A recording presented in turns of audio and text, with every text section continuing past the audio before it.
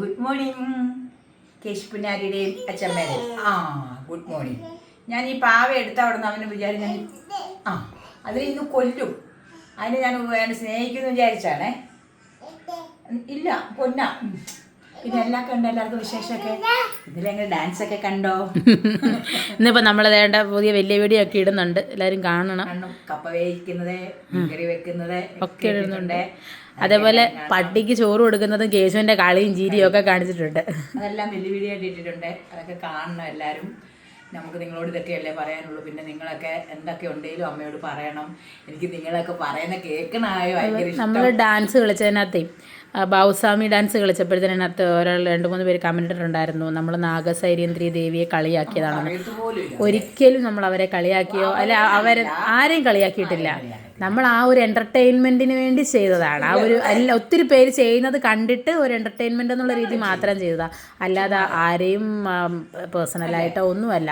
അവരെ നമുക്ക് അവരെ അറിയത്തുപോലുമില്ല. അങ്ങനെയൊന്നും ആരും ചിന്തിക്കല്ലേ. നമുക്കിപ്പം എങ്ങനെയെങ്കിലുമൊക്കെ നമ്മുടെ എല്ലാ മക്കളായിട്ട് ഒന്ന് സംസാരിക്കണം. എല്ലാവരും നമ്മള് ഒരു സന്തോഷത്തിന് വേണ്ടി, അത്രേ ഉള്ളൂ. എല്ലാവരും എനിക്കിത് അതായത് വീട് ചെയ്യാൻ തുടങ്ങിയതോട്ട് എനിക്ക് ഭയങ്കര സന്തോഷമാണ്. എന്നെ ഇഷ്ടംപോലെ ആൾക്കാർ അറിയുന്നു, എന്നെ എല്ലാവരും സ്നേഹിക്കുന്നു, ഞാൻ എല്ലാവരും സ്നേഹിക്കുന്നു. എല്ലാം എനിക്ക് ഭയങ്കര സന്തോഷം. എൻ്റെ കുഞ്ഞുങ്ങൾ ആണെങ്കിലും അവരും പറയും അമ്മയ്ക്ക് ഇപ്പോൾ ഒത്തിരി സന്തോഷമായല്ലോ അതൊക്കെ പറയുന്നത്. 2 മക്കളും ചേട്ടനും എല്ലാവരും എനിക്ക് സപ്പോർട്ടാണ്.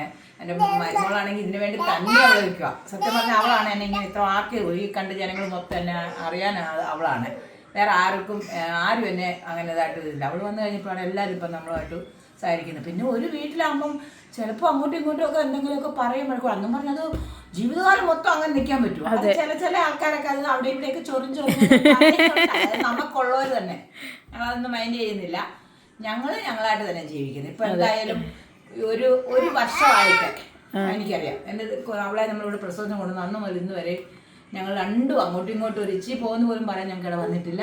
സന്തോഷത്തോടെ ഞങ്ങൾ ജീവിക്കുന്നത്. ഇന്ന് രാവിലെ കപ്പ വെച്ചു മീൻകറി വേണം. അല്ല, അടിപൊളി മീൻകറി. കപ്പ വെച്ച് മീൻകറിയാണ്. ആരെങ്കിലും ഇവിടെ അടുത്തൊക്കെ ഉള്ളവരുണ്ടെങ്കിൽ ഓടി വരും. മീൻകറി ഇപ്പൊ കേശു ഇതിപ്പോ തിന്നു. അയ്യോ, അതുകൊണ്ട് രാവിലെ കപ്പ മീനും തിന്നാൻ എല്ലാവരും ഓടി വായോ, കപ്പ മീനും കഴിക്കാം.